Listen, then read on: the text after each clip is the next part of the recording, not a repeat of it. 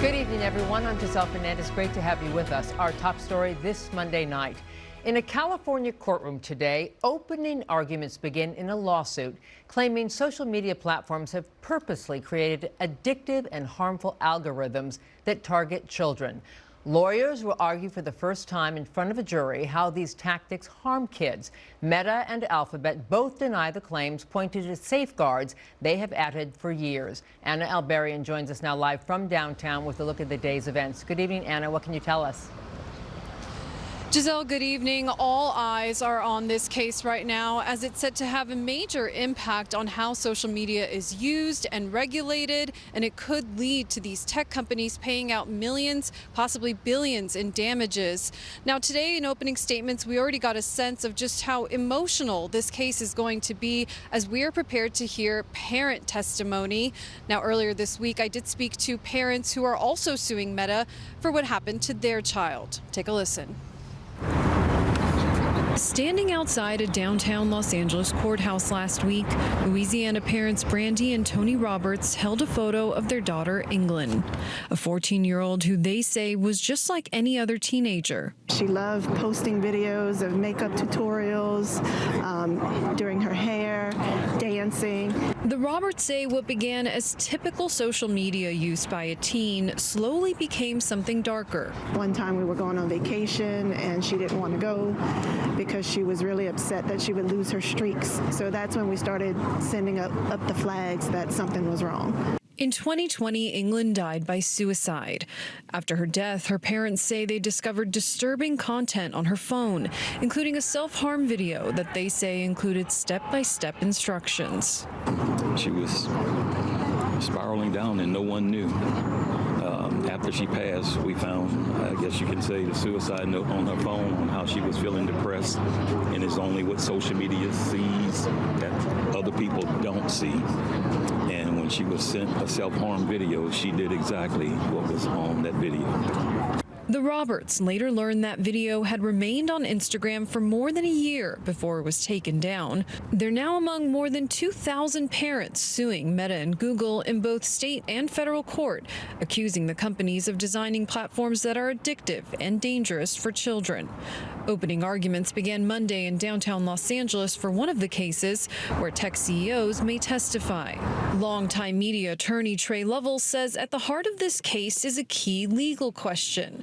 Is the harm being caused by individual posts or by the very tools and design features that keep kids scrolling?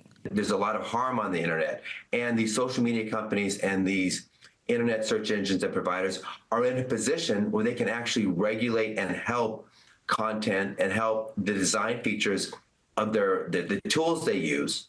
For decades, Lovell says Section 230 of the Communications Decency Act largely shielded tech companies from lawsuits over third-party content. But he says that's shifting now, and these early cases could set the tone for thousands more. But I really think this is going to trigger Congress to take a step and start regulating social media. Now, Meta strongly denies the allegations, saying it has invested for years in youth safety, parental controls, and new protections like teen accounts. Adding in a statement, quote, "For over a decade, we've listened to parents, worked with experts in law enforcement, and conducted in-depth research to understand the issues that matter most. We're proud of the progress we've made, and we're always working to do better."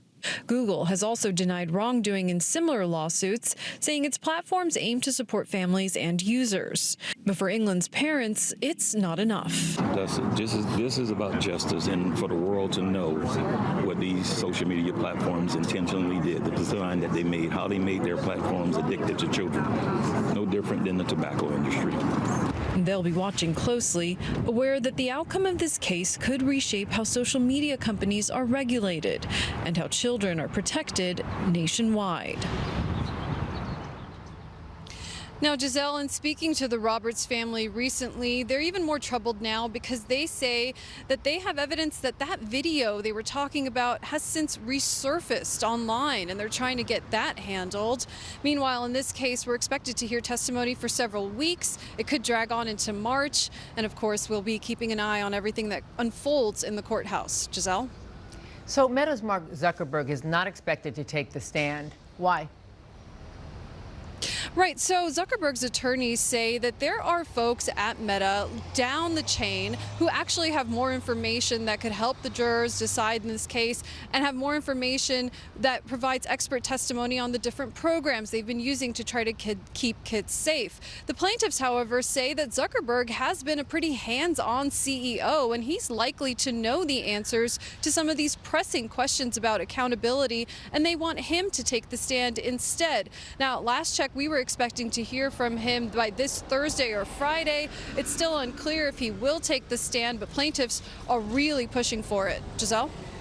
And Alberian reporting. I know you'll stay on top of this story for us. It matters to so many parents. Thank you so very much.